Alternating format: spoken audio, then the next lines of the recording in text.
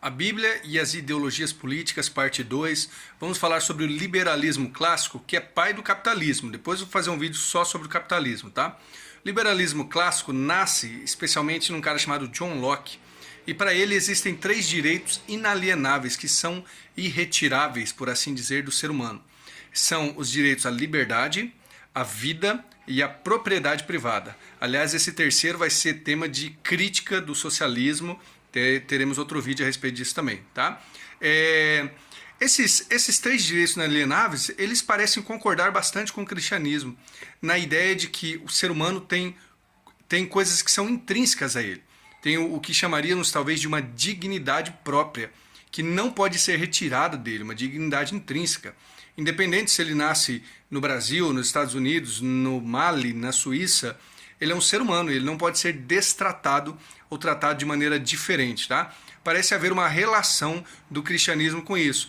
Bom, isso é bem possível imaginar, porque John Locke era um estudioso da Bíblia. Um detalhe que poucas pessoas falam, aliás, John Locke é do século XVI, se eu não estou enganado, tá? É que ele estudava a Bíblia e ele deixou de escrever sobre política, de certa maneira, para escrever sobre estudos bíblicos no final da vida. O tratado de John Locke foi usado por Thomas Jefferson nos Estados Unidos para escrever a Constituição. Aliás, foi quase um copia e cola de tão importante que foi o liberalismo clássico para a nação americana.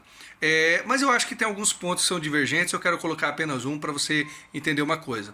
O liberalismo clássico parte da ideia de organização de Estado, entendendo que o ser humano precisa, como ele tem dignidade intrínseca, ele precisa doar da sua liberdade para fazer parte de um Estado. Estado mesmo, tipo o Brasil, né? O governo, né? Nesse sentido.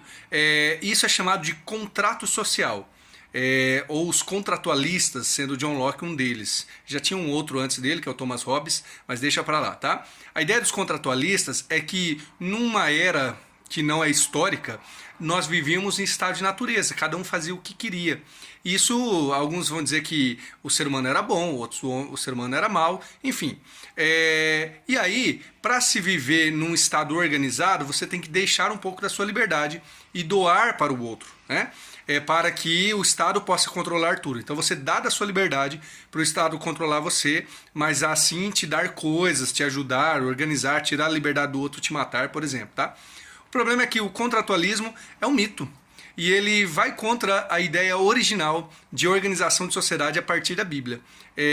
O Abraham Kuyper, um dos autores do neocalvinismo, ele vai fazer essa crítica. Cadê esse contrato? Onde é que ele está? Então parece que ele diverge do cristianismo aí, tá bom?